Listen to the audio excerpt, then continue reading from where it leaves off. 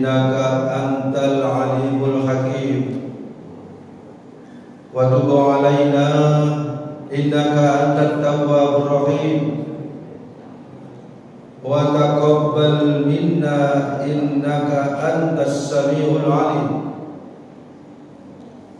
wa 'allimna min ladunka ilman nafi'a ya dzal jalali wal ikram Allahumma iftah lana khidmataka wansur 'alaina rahmataka ya dzal jalali wal ikram. Wassallallahu ala sayyidina Muhammad walhamdulillahi rabbil alamin. Hadirin hadirat jamaah Masjid Nurul Islam Majelis Taklim Subuh rahimakumullah. Sebelum kita lanjutkan khidmah yang nomor 2 dari kitab Al-Hikam,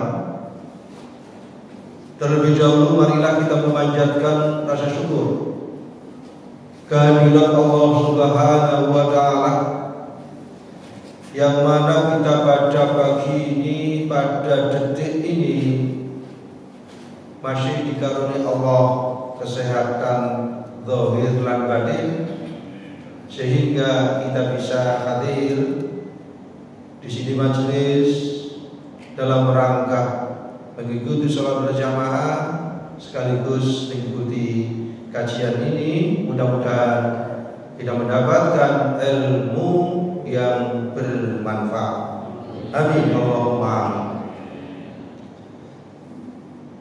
Kita melanjutkan keterangan dari kitab Al-Hikam, hikmah yang nomor 2. Bismillahirrahmanirrahim.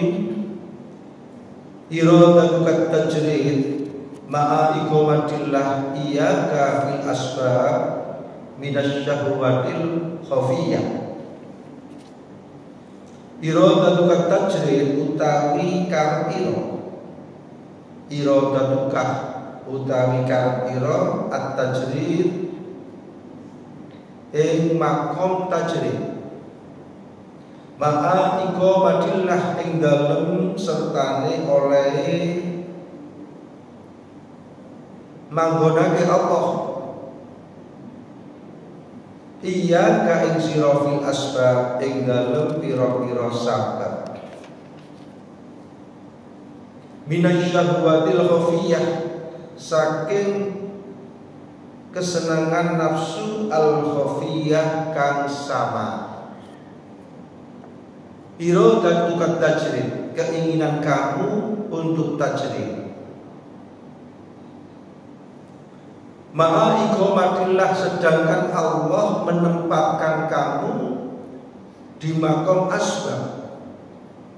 Ma'a iqamatillah fil asbab minasyahwatil khafiyah. Keinginan yang seperti itu bersumber dari hawa nafsu yang sama. Di dalam ayat yang lain, di dalam Al-Quran disebutkan surat Ad-Dariyat ayat 56, diterangkan wa ma khalaqtul jinna wal insa illa liya'budun. Aku tidak menciptakan jin dan manusia illa liya'budun, kecuali untuk beribadah kepada Allah. Di dalam keterangan yang lain illa liya'budun diterangkan illa liya'rifun, kecuali mengenal Allah. Kita melakukan ibadah itu kita lengkapi dengan sarana prasarana. Misalnya fisik kita ini supaya kuat, berarti kita harus makan, minum. Begitu juga ketika kita melakukan sholat, membutuhkan apa? Membutuhkan tempat sholat, membutuhkan menutup aurat. Begitu juga kebutuhan-kebutuhan yang lain. Sehingga apa? Sehingga dalam rangka untuk memenuhi ibadah tadi, itu adalah di dalam kitab Hikam yang dikarang oleh Ibnu Athaillah As-Sakandari ini ada dua golongan dalam rangka untuk memenuhi kewajiban yang namanya ibadah. Ada yang namanya ibadah mafdhah. Apa ibadah mafdhah itu? Ibadah yang ditentukan oleh Allah. Misalnya kita sholat subuh tadi, waktunya ditentukan, kemudian jumlah rakaatnya ditentukan.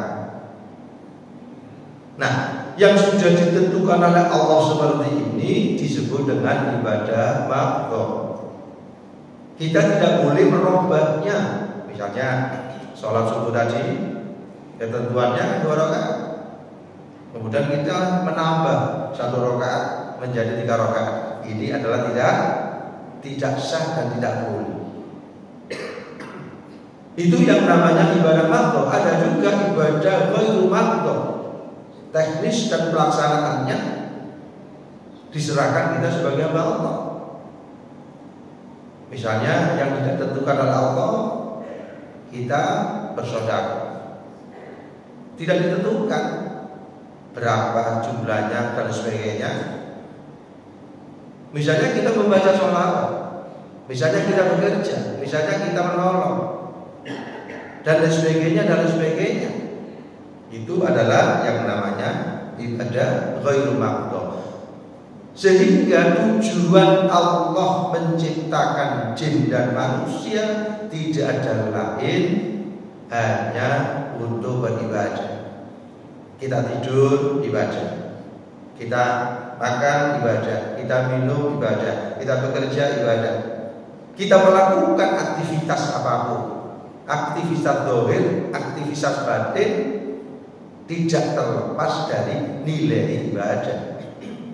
Misalnya kita tidur jam 10 malam, kita ada niatnya, kita baca doanya, kita berniat istirahat, nanti jam 3 atau sepertiga malam kita bangun. Nah, tidur yang seperti itu dinilai ibadah. Akan tetapi ketika kita tidur tidak ada niat, hanya amal yang namanya amal haji, hanya rutinitas saja, maka di situ tidak dinamakan ibadah. Jadi ibadah itu satu amalan, baik zahir maupun batin, itu adalah niatnya karena Allah.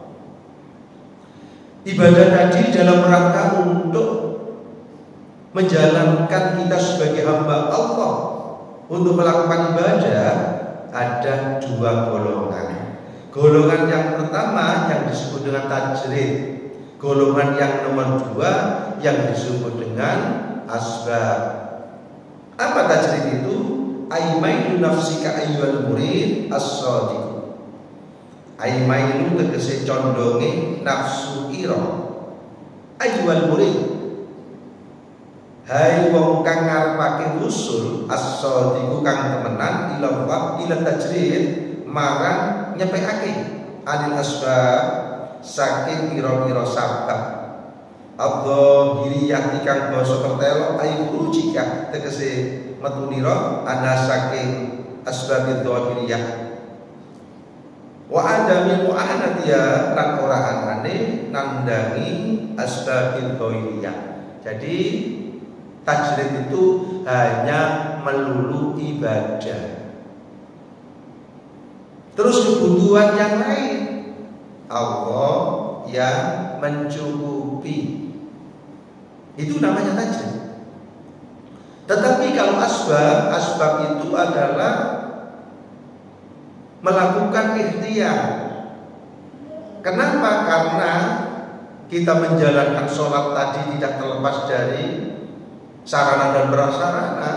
Untuk mencukupinya seperti itu, dia harus berusaha, bekerja, bekerja sendiri, bekerja masuk di dalam perusahaan sebagai karyawan, sebagai manajer, sebagai sekretaris, sebagai marketing, sebagai security, semuanya itu disebut asbab. Maka dari itu di sini terterangkan iradatu tajrid, keinginanmu untuk tajrid, untuk ibadah saja. Keinginanmu untuk ibadah saja. Ma'a iqamatillah iyyaka fil asbab minas syahwatil khafiyah. Padahal Allah menempatkan kamu di makom asbab. Padahal Allah meletakkan kamu di makom asbab, makom ikhtiar.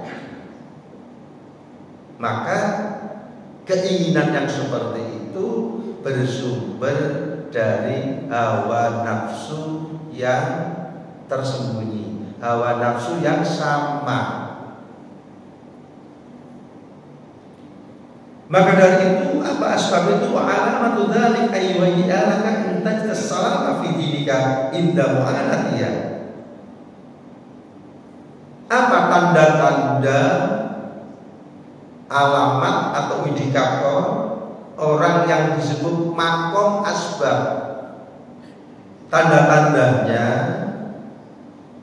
makom asbab itu dia bekerja cukup untuk memenuhi kebutuhan keluarga atau untuk membantu orang lain. Itu tanda-tandanya dia bekerja cukup untuk memenuhi keluarga dan membantu orang lain. Kemudian yang nomor 2, dia bekerja itu tidak melupakan Allah. Dia bekerja itu masih tetap, misalnya tidak meninggalkan sholat berjamaah, baik di tempat kerja maupun di luar dia bekerja, zuhur, asar, dan lain sebagainya dan lain sebagainya. Tetap dia itu bekerja itu tidak melupakan Allah, tidak melupakan untuk ingat kepada Allah, sholatnya tetap, kemudian kewajiban-kewajibannya itu tetap. Kemudian yang nomor 3, apa yang dilakukan itu pekerjaannya baik. Yang nomor 4, pekerjaannya adalah tidak mengandung sesuatu yang diharamkan. Kemudian niat dia bekerja adalah niat untuk menggapai anugerah Allah. Makanya di dalam Al-Quran disebutkan wa idza qudiyatis sholatu fantasiru fil ardi wabtaghu min fadlillah. Ketika kita sudah selesai sholat, menebarlah di muka bumi. Untuk apa?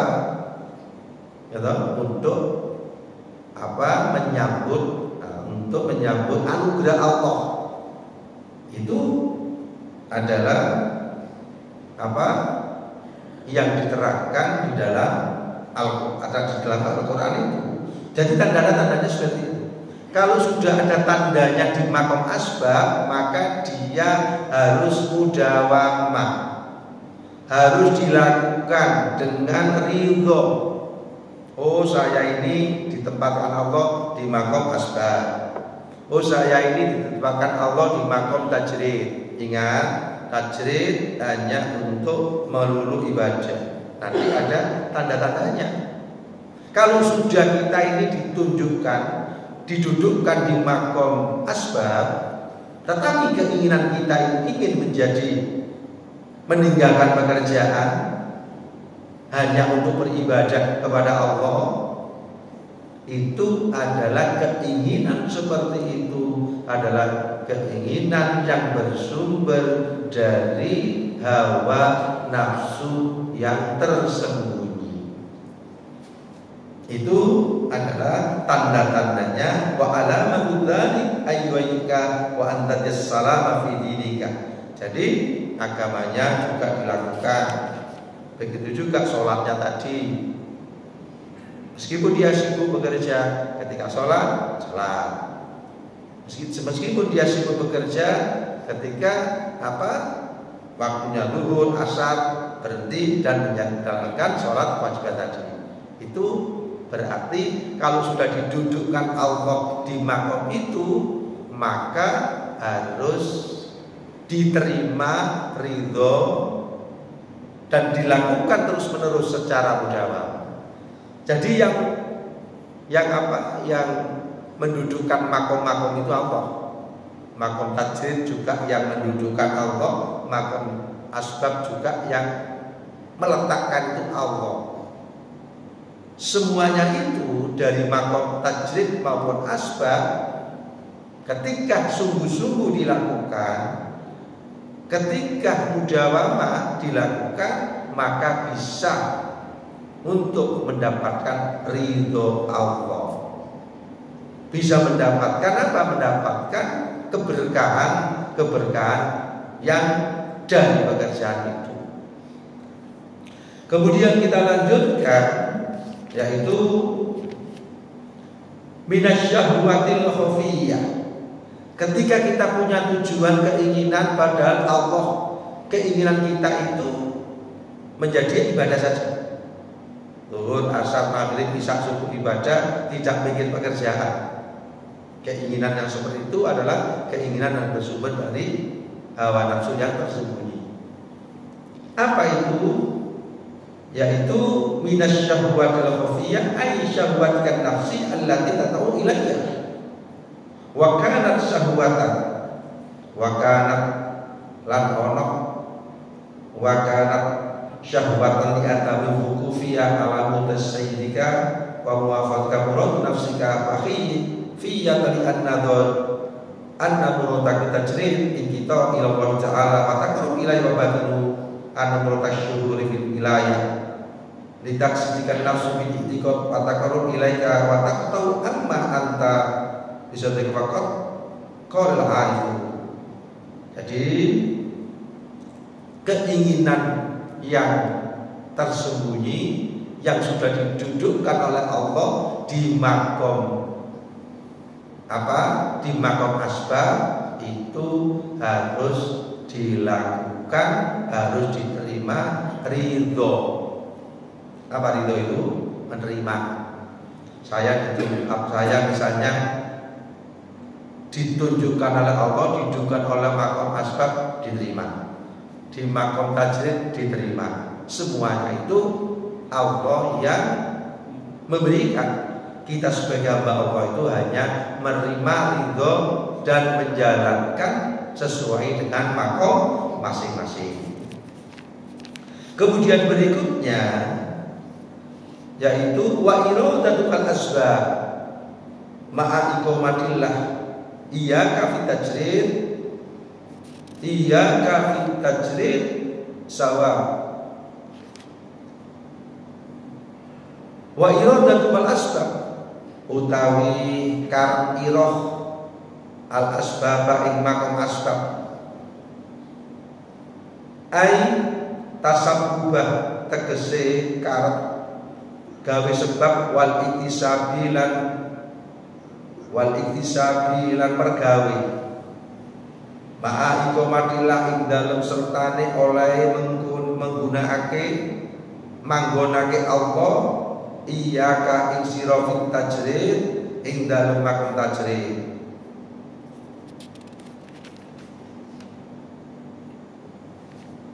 Inhitatun anil himmatil aliyah iku inhitatun turun anil himmatil aliyah saking himayah luhur. Jadi yang nomor 2, iradatukal asbab, keinginan kamu untuk bekerja.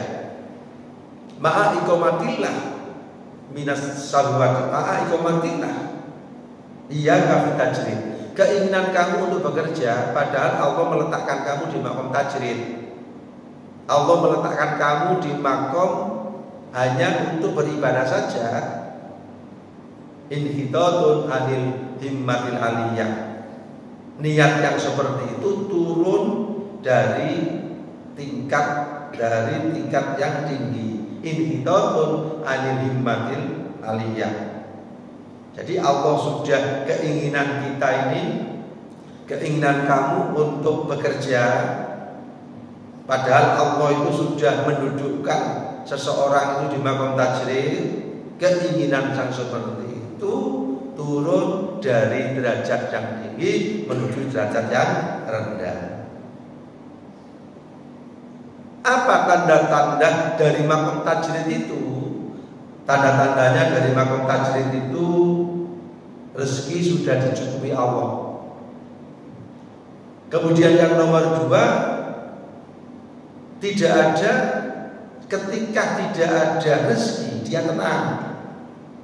Ya, tenang, hatinya tenang, sabar. Kemudian yang selanjutnya tidak ada apa? Tidak ada harapan untuk mendapatkan kepada diri manusia. Masih tetap itu adalah dia berharap kepada Allah. Kemudian dia berkhidmat kepada Allah dan kepada masyarakat. Mulai pagi dia sholat berjamaah, kemudian melaksanakan ibadah-ibadah yang lain, kemudian ditutup dengan isra, kemudian jam 9 dia sholat duha, kemudian setelah jam 11 mungkin tidur sebentar, zuhur, jamaah lagi, kemudian habis sholat zuhur melakukan aktivitas, kemudian asar, aktivitas maghrib, kemudian sampai bertemu malam lagi. Itu kegiatannya hanya untuk beribadah dan berkhidmat kepada Allah dan kepada masyarakat. Itu golongan yang namanya tajrid. Tajrid itu hanya untuk melulu ibadah, kebutuhan yang lain itu adalah dicukupi oleh Allah. Kedua tingkatan ini, kedua maqam ini sama-sama baik, sesuai dengan ketentuan Allah. Baik itu maqam tajrid, itu adalah maqam yang baik. Baik itu maqam asbab juga baik. Kalau sudah diri kita ini adalah ditempatkan di maqam tajrid, maka diterima ridho dan istiqomah. Begitu juga sebaliknya, kalau diri kita ini ditempatkan di maqam asbab, bekerja, dengan bekerja itu dia bisa mencukupi keluarganya. Dengan bekerja itu adalah dia bisa membantu orang lain. Dengan bekerja itu adalah dia mampu melakukan satu kebaikan-kebaikan yang ada. Itu maqam keduanya ini adalah maqam yang baik. Ketika sudah ditentukan oleh Allah, oh saya ini tajrid, oh saya ini kasab, asbab, harus diterima. Kemudian mudawamah. Kalau sudah sungguh-sungguh mudawamah terus diterima, maka dia akan mendapatkan ridho dan keberkahan dari Allah. Akan tetapi dari dua maqam itu kadang-kadang ada ujian. Kadang-kadang diuji. Misalnya dia didudukkan oleh Allah di maqam bekerja. Dia bekerja sudah baik, dia sudah mencukupi keluarganya, bahkan dia juga bisa membantu yang lain, bahkan bisa lebih luas lagi untuk finansialnya itu. Tapi di dalam hatinya, wah, masa saya seperti ini terus? Akhirnya apa? Ada bisikan-bisikan, ada khotir yang kurang baik. Ada yang namanya khotir nafsi, ada yang namanya khotir rohmani, ada yang namanya khotir malaki. Ada bisikan-bisikan, ada kerentek, oh masa saya seperti ini. Akhirnya apa? Akhirnya dia mengurangi pekerjaannya itu, atau dia mempunyai satu keinginan yang kuat tadi, akhirnya dia hanya beribadah saja, pekerjaannya ditinggal. Ada bisikan-bisikan, masa kamu seperti ini terus? Kamu hanya mengurusi pekerjaan, kamu hanya sibuk mengurusi seperti ini, ya toh, itu loh yang lain, ya toh, dia tidak bekerja, maka dia akan mendapatkan satu keberkahan. Itu bisikan-bisikan khotir-khotir yang ada di dalam diri manusia. Kalau khotir kita tidak mampu menerjemahnya, kita mengikuti bisikan-bisikan yang kurang baik, kita meninggalkan pekerjaan.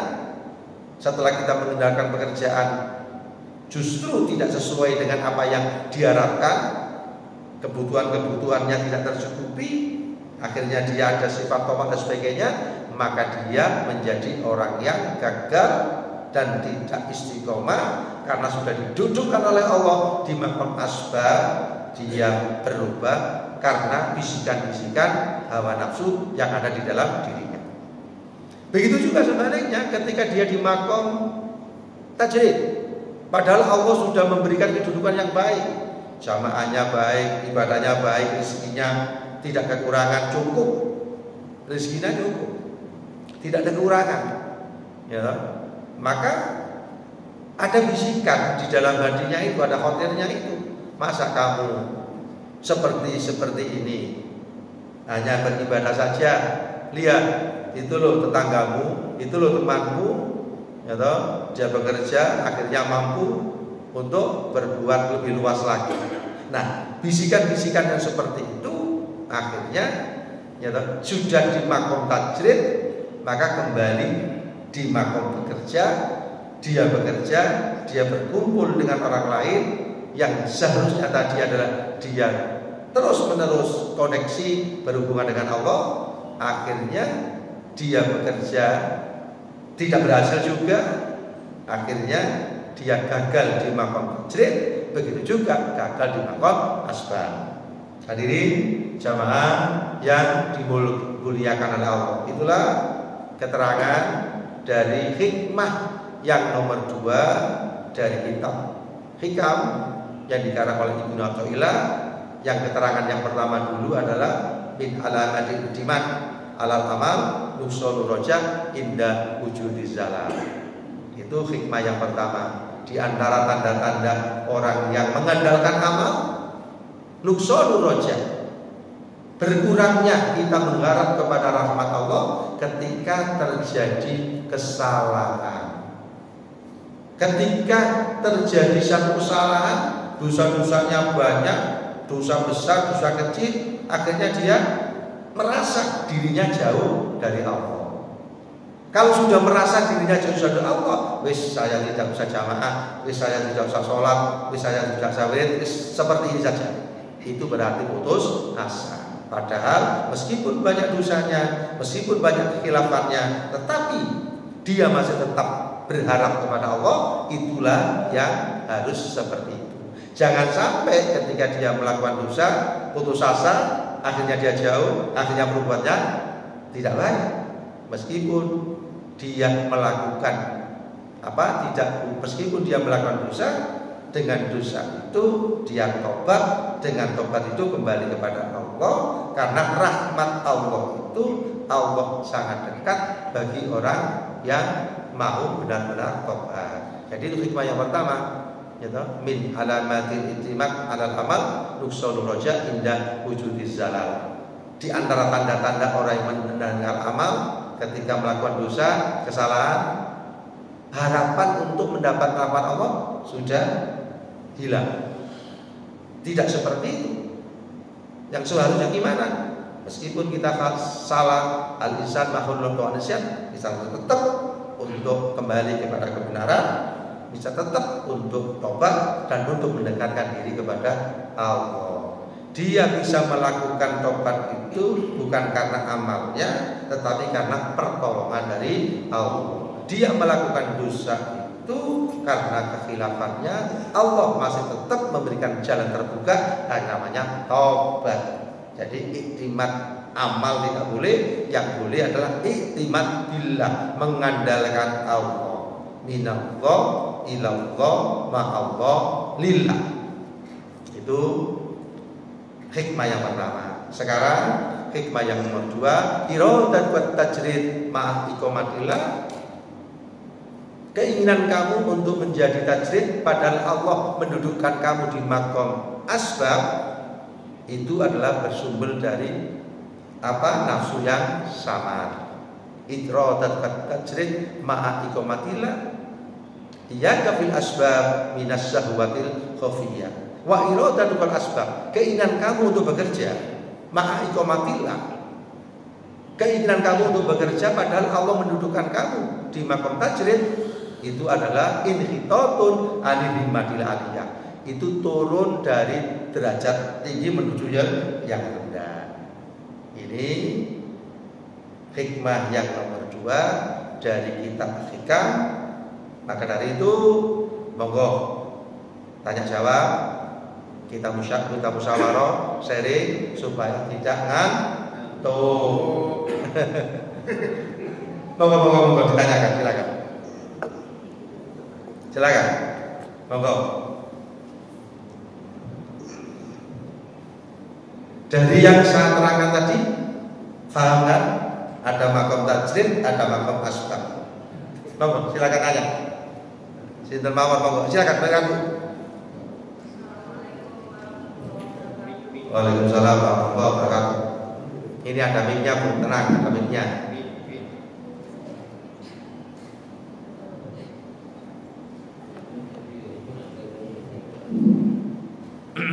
Ustaz, yang saya tanyakan mengenai materi yang sebelumnya. Ya. Saya itu mendapat ada perbedaan antara usul sama amal. Apa perbedaan?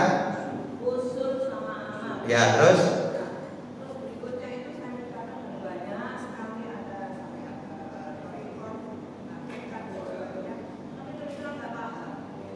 Torekot akan makrifat berubah ya. Terus? Kemudian yang Tiga. Yang ini, yang kedua, hikmah kedua. Hikmah yang kedua. Ya. Hikmah yang pertama itu saya Gimana? Hikmah yang pertama. Ya. Itu di catatan saya ini yang sudah saya dapat hanya tadi itu ada minamol, Ya. dan ilah dan sebagainya. Kemudian itu ada tuhatul mukmin dan sebagainya. Mohon dijelaskan. Ya. Oke, terima kasih. Pertama, apa yang bedanya dengan usul, kemudian dan apa tadi? Amal. Jadi usul itu nyampe. Maksudnya nyampe itu usul ilallah. Dia sudah nyampe kepada Allah. Maksudnya apa? Maksudnya itu dia sudah dari derajat yang kita kan sudah berbicara tentang toreko, hakikat, toreko syariat, torekot hakikat, wusul kepada Allah. Ya, kita bertemu kepada Allah, kita sampai kepada Allah. Itu adalah contoh pada pagi ini, ya, wusul kepada Allah itu kan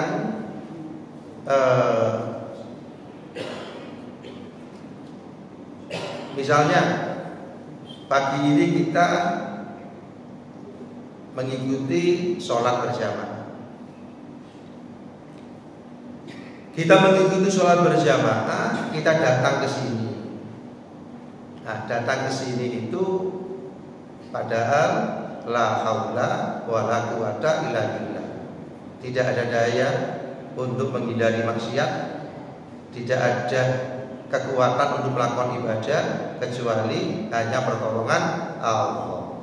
Ketika kita datang ke sini, sadar diri kita itu lemah, diri kita itu adalah tidak punya daya upaya, kita datang ke sini itu adalah pertolongan dari Allah. Maka orang itu adalah sudah ketemu Allah, sudah menuju kepada Allah, sudah apa? Usul kepada Allah. Dalam istilah yang lain, sudah mengenal Allah. Kemudian apa yang disebut dengan syariat, tarekat, hakikat. Syariat itu memperbaiki, membaguskan zahir. Contohnya zahir, lisan kita, penglihatan kita, pendengaran kita. Bagaimana lisan kita ini supaya baik? Lisan kita ini digunakan yang baik. Lisan kita tidak boleh digunakan yang tidak baik. Misalnya riba, namimah, yamul ghamus, atau ucapan-ucapan yang tidak baik. Itu syariat itu supaya orang itu amal perbuatannya baik, lisannya supaya baik, matanya supaya difungsikan yang baik, pendengarannya supaya difungsikan yang baik. Maka itu adalah syariat.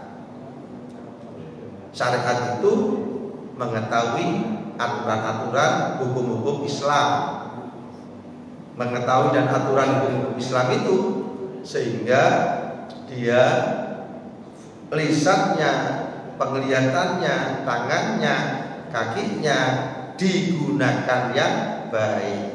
Kenapa digunakan yang baik? Karena itu memang diridhoi oleh Allah. Kalau digunakan yang tidak baik, itu tidak diridhoi oleh Allah. Yang baik adalah dicatat oleh Allah kebaikan, yang tidak baik dicatat oleh tidak baik, dan di situ ada sanksi-sanksinya. Kalau baik adalah mendapatkan ridho Allah, yang tidak baik mendapatkan murka Allah. Yang ngatur zahir supaya baik itu namanya syariat, aturan, hukum, undang-undang, supaya zahirnya itu difungsikan kebaikan. Itu namanya syariat. Fungsi inti daripada syariat pertama at-taubatu min jami'id dzunub, kemudian pertama taubat, kemudian at-taubatu min jami'id dzunub, yang nomor 2 takwa, dan yang nomor 3 istiqomah. Ya Bu ya, yang nomor 3 istiqomah. Tadi inti daripada syariat adalah taubat, kemudian takwa, nomor 3 istiqomah. Ini tingkatan syariat yang harus dilakukan secara mudawamah, mengurus masalah-masalah yang zahir supaya zahir itu berbuat kebaikan. Kemudian yang nomor 2, tarekat. Apa tarekat itu? Tarekat itu adalah memperbaiki hati. Hati ini supaya bersih. Hati ini adalah supaya cemerlang. Hati ini adalah supaya baik. Ya toh? Misalnya hati kita itu, kita sholat hanya karena Allah. Wa ma umiru illa liya'budullah mukhlishina lahudin. Yang ngatur itu namanya tarekat jalan. Tarekat itu jalan. Jalan untuk memperbaiki apa? Hati supaya bersih. Ya toh, rohani atau hati supaya bersih. Dengan jalan apa? Pertama, ikhlas. Ya toh. Kemudian yang nomor 2 siddiq, yang kemudian yang nomor 3 adalah tumakninah. Tumakninah itu ayem, tentrem dengan menyebut nama Allah. Itu namanya tarekat. Jadi secara bahasa, ya toh, tarekat itu jalan, ya toh, untuk memenuhi supaya hatinya itu menjadi baik. Kemudian yang nomor 3 itu namanya hakikat. Apa hakikat itu? Hakikat itu ruhnya ini supaya mengenal Allah. Jasmani, dari diri manusia kan ada 2, terdiri dari 2 hal, jasmani, rohani. Jasmani dan rohani supaya roh kita itu mengenal Allah. Hakikat ini agar roh kita itu mengenal Allah. Apa jalannya agar roh kita ini mengenal Allah? Jalannya ada 3 hal. Pertama yaitu muraqabah, musyahadah, makrifat. Kalau kita sudah mengenal Allah di dunia ini, kemudian kita kembali kepada Allah, inna lillahi wa inna ilaihi raji'un, maka gak apa-apa. Ya toh? Kalau kita sudah mengenal Allah, ya toh? Maka kita kembali kepada Allah, kita mengenal Allah, maka kita kembali kepada Allah dalam kondisi bahagia. Misalnya kita ke Jakarta, kita ingin ketemu dengan orang yang namanya ini, kita gak kenal. Ke Jakarta, kemudian gangnya berapa, kemudian rumahnya itu apa, nomor teleponnya berapa, maka kita di sana itu muter-muter. Ya, kepanasan, kehujanan, sampai kapanpun, sampai berapa hari pun gak ketemu, karena tidak ada alamatnya, karena tidak ada nomor HP-nya, teleponnya dan sebagainya. Maka ya, ilustrasi seperti itulah yang dikatakan roh kita ini kalau sudah mengenal Allah, tahu posisi diri kita dan tahu Allah, ketika dia kembali, orang yang seperti itu adalah bahagia. Inna lillahi wa inna ilaihi raji'un. Mengenal Allah. Bagaimana supaya roh ini mengenal Allah? Pertama, muraqabah. Apa muraqabah itu? Selalu merasa diri kita dilihat Allah, dipantau oleh Allah, dimonitor oleh Allah. Kalau diri kita ini merasa dimonitor oleh Allah, kali berbuat tidak baik, tidak jadi. Lisan ini mau menghibah, nggak jadi. Ketika sudah ketemu apa? Sudah mendengar azan, hati kita itu connect, diri kita itu ingat, oh Allah melihat diri kita, oh Allah memantau kita. Maka kita berupaya semangat untuk melakukan ibadah itu. Itu namanya muraqabah, selalu merasa diri kita dilihat Allah. Kemudian yang nomor 2, musyahadah. Apa musyahadah itu? Syuhud, mengenal Allah. Bagaimana cara mengenal Allah? Ya toh, dulu ya toh, bisa juga dengan aqaid 50, ya toh, bisa juga dengan makrifat. Amma, kita mengenal Allah itu wujud, idam, baqa, mukhalafat, qiyam, waqtaniyah ila akhirih. Dengan seperti itu. Jadi makrifat amma itu secara umum, maka kita itu tadi mengenal sifat wajib bagi Allah yang dikatakan dengan aqaid 50. Tetapi ada juga kita mengenal Allah secara khusus, makrifat secara khusus, terbukanya mata batin. Apa mata batin itu? Yang namanya basiro. Apa basiro itu? Basiro itu mata yang ada di dalam hati. Ya, mata yang ada di dalam hati itu mampu melihat setiap detik, setiap saat, kapanpun, di mana kita berada, melihat apapun. Di situ di balik itu ada kudrat dan iradatnya Allah. Misalnya, jenengan datang ke sini secara zahir sehat, tetapi siapa yang buat kesehatan itu? Allah. Nah, itu yang melihat itu adalah mata batin yang namanya basiro. Pada hari ini subuh, sudah jam berapa ini? Kondisi seperti ini. Siapa yang menggeser ini? Secara zahir ini subuh, mata ini. Tetapi secara batin, gerakan ini adalah kudrat dan iradatnya Allah. Itu namanya basiro. Basiro itu mata batin melihat di balik apa yang kita lihat. Kemudian yang nomor 4 adalah makrifat. Apa makrifat? Mengenal Allah, ngerti Allah. Oh, saya duduk ini, Allah yang memberi kekuatan. Oh, saya melihat ini, Allah yang memberi penglihatan. Oh, saya berdiri, Allah yang memberi kekuatan. Apapun yang kita lakukan tidak terlepas dari Allah. Dunia seisinya ini tidak terlepas dari genggaman Allah. Lepas dikit, satu detik hancur. Ya toh? Pemahaman yang seperti itu adalah namanya sudah mengenal Allah. Ya toh? Sudah mengenal Allah, makanya di dalam Al-Quran yang dikatakan Min hablil warid, Allah itu lebih dekat daripada urat ini. Bukan berarti Allah di sini. Maksudnya apa? Kasih sayang Allah, rahmat Allah, hidayah Allah, kekuatan Allah. Kekuatan Allah dekat dengan orang-orang yang, rahmat Allah dekat dengan orang-orang yang apa? Mau melakukan apa yang diperintah oleh Allah. Jadi usul dan amal, ada amal adi, ada amal apa? Ada amal adi, ada amal su, dan ada amal apa? Ada amal yang baik. Amal adi hanya sekedar rutinitas. Kalau tidur hanya tidur saja, gak ada doanya, berarti gak ada pahalanya. Itu nama amal adi. Kalau amal soleh adalah amal yang ada niatnya. Saya berangkat ke masjid, saya untuk sholat jamaah karena Allah, ada nilai pahalanya. Berangkat dari rumah berjalan kaki, nilai pahalanya luar biasa. Kita bisa datang ke sini. Ya toh? Itu adalah amal soleh, amal yang didahului dengan niat dan doa. Amal adi adalah hanya sekedar rutinitas, kita tidur. Kalau kita sudah tidur tidak ada niatnya, biasa-biasa, di situ aja tidak ada nilai pahalanya. Kemudian ada yang amal su. Apa amal su itu? Amal yang tidak baik. Apa itu?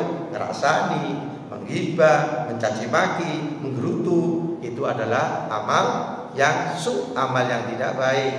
Jadi usul amal itu ada 3, amal soleh, amal su, dan amal apa? Adi. Gitu. Pun Bu. Sing terakhir apa? Hikmah tadi nopo?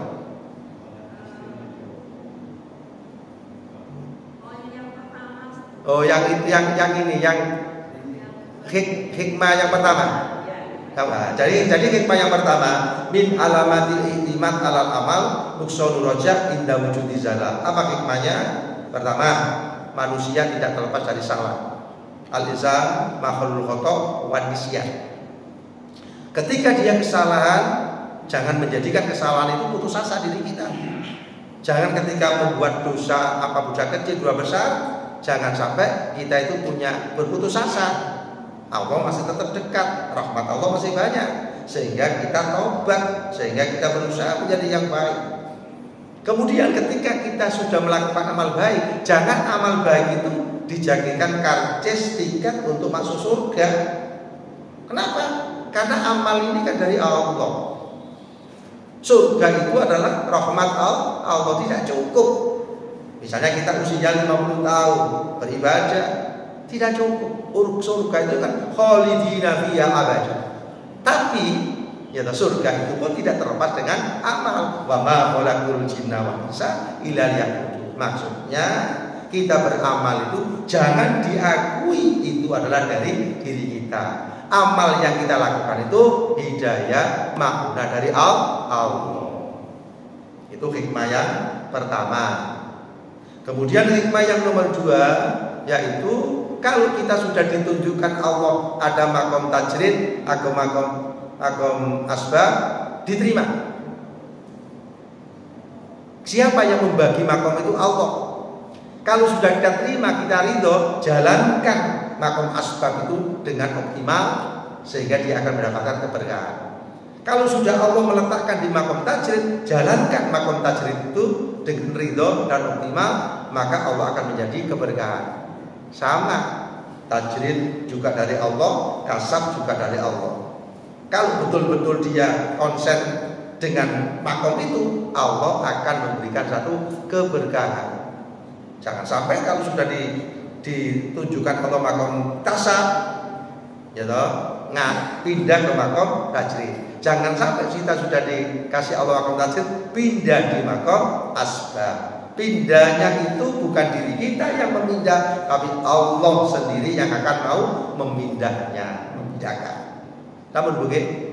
Oke, terima kasih. Monggo yang lain silakan.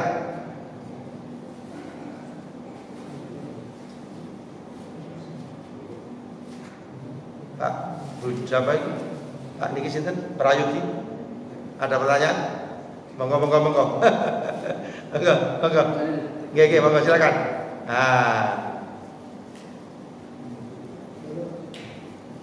Mic-nya, enggak Pak? Nah.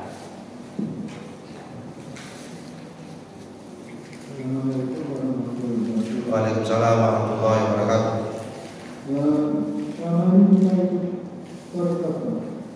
Nggih.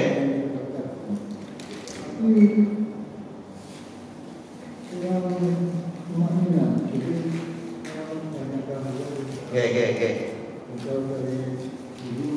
Iya.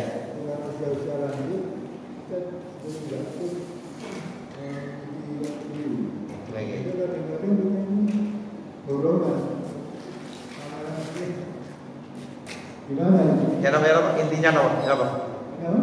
Yang dari jelas apa? Pertanyaannya ya apa? Pertanyaan gimana? Oh ya. Oke. Jadi yang ditanyakan bagaimana supaya kita itu istiqomah. Istiqomah itu kan terus menerus. Wa alla istaqamu ala tariqatu la asqainahum ma'an ghadaq. Pertama, ilmu, amal, istiqomah. Supaya diri kita ini istiqomah, tenang, konsen, harus punya ilmu. Kalau tidak punya ilmu, gak bisa istiqomah. Misalnya jenengan punya istiqomah zikir. Zikirnya apa? Zikirnya itu la ilaha illallah, la ilaha illallah 24 jam 165. Nah, supaya semangat, zikir kita ini adalah masih tetap kita baca 24 jam itu 165. Kita harus punya ilmu. Apa ilmunya? Ilmunya itu adalah antara lain, ilmunya adalah akhirul kalam la ilaha illallah dakhala jannah. Akhir kalam, akhir hayat kita bisa menyebut Allah atau la ilaha illallah dakhala jannah, masuk surga. Tapi sulit tidak ketika nazar itu ditutup dengan Allah la ilaha illallah? Sulit membuat angel sesuai amali, sesuai perbuatannya. Kalau kita sudah sering, kita biasakan orang yang meninggal itu sesuai dengan amal ibadahnya sehari-hari. Kalau sehari-harinya itu sholawat, insya Allah ketika meninggal baca sholawat. Kalau hari-harinya itu zikir Allah atau la ilaha illallah, insya Allah lepas ruhnya itu bisa mengucapkan Allah.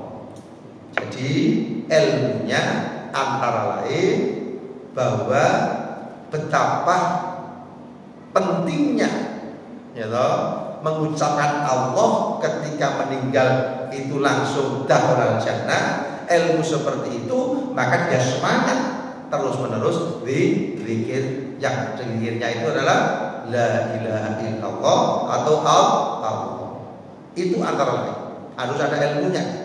Misalnya jenengan sholat berjamaah, kita menuju ke masjid, satu langkah, pahalanya luar biasa. Sehingga dari jalannya saja, kemudian ketika kita sholat berjamaah, nilai pahalanya adalah 27 derajat. Sholat jamaah barokah. Sholat jamaah itu ditanggung bersama-sama. Malaikat melihat, oh ini orang 15 atau 20 ini, yang 19 itu adalah tidak khusyuk, ada yang khusyuk satu. Oh ini tidak khusyuk semua, tapi gerakan jamaahnya sesuai. Dan dilihat dari sisi-sisi seperti itu, sehingga semuanya itu menjadi apa? Sholatnya itu menjadi nilainya itu adalah 27 derajat. Tetapi kalau sholat sendiri, ditanggung sendiri, khusyuknya, kemudian istilahnya tumakninanya, kemudian koneknya dan sebagainya. Apa sholatnya ghaflah, apa sholatnya itu khudur, sholatnya itu ghaibah dan sebagainya. Dari barokah seperti itu, maka kita itu sergap mengikuti sholat berjamaah. Dari situ. Atau ya toh, kita itu wa ma khalaqul jinna wal insa illa liya'budun, tidak dilihat dari sisi pahala, dilihat dari supaya diri kita menjadi hamba yang baik. Saya ini supaya menjadi hamba yang baik. Saya tidak melihat pahala, saya tidak melihat itu adalah justru pandangan seperti itu adalah pandangan yang baik di antara yang lain. Ya toh? Jadi istiqomah itu pertama punya ilmu, setelah punya ilmu lakukan. Nah, melakukan ini loh butuh Allah. Makanya ketika kita berdoa Allahumma inni ala dzikrika wa syukrika wa husni ibadah, ya Allah tolonglah kami selalu ingat panjenengan. Allahumma inni ala wa syukrika, selalu bersyukur setiap detik, setiap saat. Wa husni ibadatik, dan jadikanlah saya ini ibadahnya baik. Kita memohon, kita datang ke sini tidak mungkin kalau tidak pertolongan Allah. Kita sholat tidak mungkin kalau tidak pertolongan. Kita bisa zikir aja pertolongan dari Allah. Kalau tidak bisa zikir. Semuanya itu kalau hakikatnya itu adalah minallah ilallah ma'allah lillah. Makanya ketika kita selesai sholat berjamaah, kita mengucapkan alhamdulillahirabbil alamin. Ketika kita membuat baik, alhamdulillah. Ketika kita melakukan kesalahan, taubat. Ketika kita mendapat nikmat, bersyukur. Nah, itu pertama ilmu, kemudian dilakukan. Setelah dilakukan, mudawamah. Mudawamah itu istiqomah. Kenapa istiqomah? Alladzina qalu rabbuna Allah tsumma istaqamu tatanazzalu 'alaihimul malaikatu alla takhafu. Ya toh? Ketika kita itu punya istiqomah, apa janji Allah? Malaikat mundur ketika mati. Ketika mau meninggal menghembuskan nafas terakhir itu didampingi malaikat. Pak, tenang, sampai nggak usah buku. Dengan malaikat Israel, dengan macam-macam, tenang saja, saya akan mendampingi sampai ya. Ya toh? Jangan khawatir apa yang saya tinggalkan, jangan takut apa yang akan ketemu dengan jenengan di alam kubur, di alam barzakh, akhirat. Itu bagi orang yang istiqomah itu di dalam Al-Quran, ya toh, malaikat turun dan mau mendampingi, ya toh. Kemudian dijanjikan Allah akan mendapatkan surga yang sudah dijanjikan oleh Allah.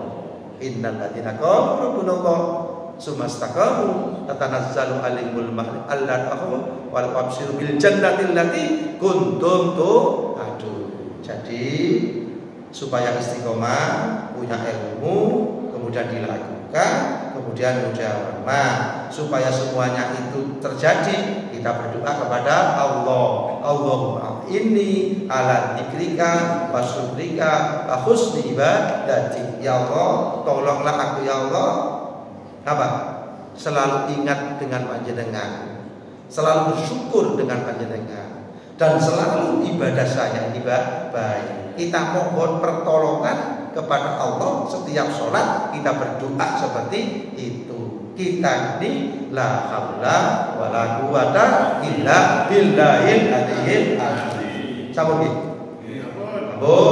Marilah kita tutup dengan doa, dengan harapan mudah-mudahan kajian di pagi ini mudah-mudahan kita mendapatkan ilmu yang bermanfaat. Amin. Allahumma amin. Allahumma sholli wa sallim wa barik ala sayyidina Muhammad walhamdulillahil alamin. Allahumma rzuqna ilman nafi'a, Allahumma rzuqna ilman nafi'a rahmatan lil alamin, rahmatan lil alamin. Allahumma nawwir qulubana ya Allah binuri al-qamarika abad abada bi rahmatika ya arhamar rahimin. Rabbi fili wa libaitayya warhamhuma kama rabbayani shaghira. Rabbi filana wa lidina kama rabbayani shaghira. Allahumma yassir wala tu'assir ya Allah. Allahumma yassir lana ziyarata Makkah wal Madinah bi syafaatillah bi aulillah bi hidayatillah. Allahumma yassir wala tu'assir Allah. Tamim bil khair, tamim bil khair, tamim bil khair. Rabbana atina fid dunya hasanah wa fil akhirati hasanah walhamdulillahi rabbil alamin. Wallahu a'lam ila wa bittariq. Assalamualaikum warahmatullahi wabarakatuh.